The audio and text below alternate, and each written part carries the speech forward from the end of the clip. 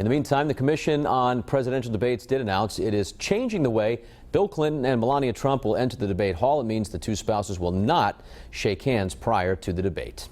Our campaign coverage continues now with local insight on how tonight's debate could play out. Julianne Pixoto joining us now live in the control room with details. Patrick, with less than 3 weeks until Election Day, the stakes have never been higher, and both candidates are heading into tonight's debate surrounded by scandals. All eyes on Sin City as the presidential nominees face off in their third and final debate at the University of Las Vegas. I think a lot of the voters have decided. I think 4 years ago, I read a report, at this time 95% of the voters have pretty much decided between Obama and Romney.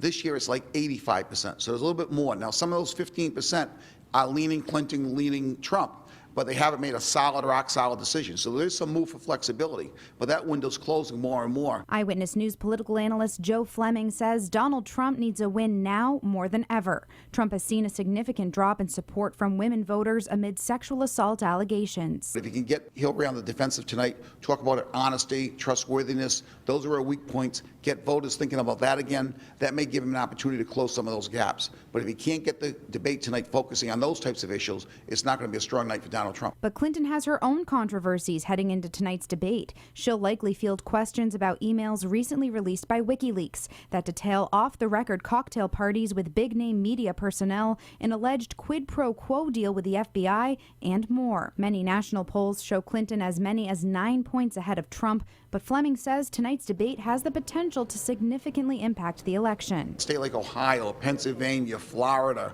North Carolina, where the race is fairly close, the debate could have a major impact, especially if one candidate or the other stands out in this debate tonight.